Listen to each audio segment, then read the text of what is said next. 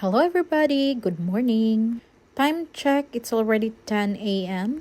Mubangon ako ug mag-prepare sa akong pamahaw dala paniudto. Before day ko mugaw sa akong room, ato asa ning ablihan ng atong mga kortina para makita nato si haring araw. Nindot kay ang panahon, hayag, tas bugnaw, o di ba lami ikatulog ug balik, charot. Actually, gikan ako ni balik og tulog. It's because 5 a.m. ko gamata para mag-prepare og balon sa atong sugar daddy. So, after ana, alas 6, mubalik na po din ko og tulog until 10 a.m. Sometimes, maabtan pagyud ko og 11 or 12, basta kay day off lang nako, ginana ko mumata. After mahuman og fix ang bed, manudlay na ta para ready na ta mo gawas. Wala man ko kita sa akong sudlayan at that time, so ang akong gigamit is clip ra sa buhok. Dali ra masudlay akong hair tungod kay humok. Pahibalon ta mo kung sa sekreto sa humok nga buhok. Ayaw mo kaligo kada adlaw, charot. Tugnawan pa man kay ko maghilamo, so ang akong gigamit kanilang sang Nivea nga micellar. Kay tungod, tugnaw kay tubig, di makaya sa akong nawong. So unyan ako mag half bath after nako manamahaw dala pa niudto. So while gamikos-mikos ko sa akong nawong, nanawag ang ato ang sugar daddy, charot. Kaniday akong sugar daddy, basta na lang ni siya bakante sa iyang time sa work, manawag yun ni siya. Always first niyang pangutana, nagkaon na kamay? Kasweet yun na yung sugar daddy.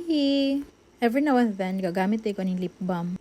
Tungod sa kabugnaw sa panahon, mangliki yun na imuhang lips. Mo din akong sugar daddy reveal. Kaanyag bagyod sa akong sugar daddy, uy. Humanday sa akong mga drama with my sugar daddy, nidiritso na ko diri sa kusina aron magluto na og sudan. Ang ako ning lutoon today is itlog o lumpia.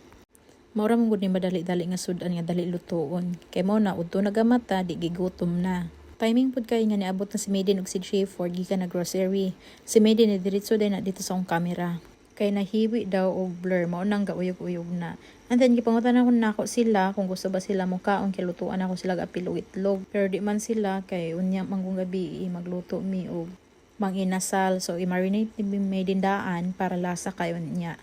Di pud goron sila ganahan mo kaon tungod kay gusto sila tingubo na lang siguro tanan unya. Lami biya pud gyud kayo ang manginasal. Basta si Maiden na gani. Ang mo marinade ana lami na gyud kay na. Ni-take over si Maiden ani tungod kay na ako sa Pikas Kusina, nagkuha ko og duha ka lumpia para dugang sa ako ang sudan. I made this lumpia para easy na lang kung gusto ko magluto pamahaw nga diretso para wala nay hassle.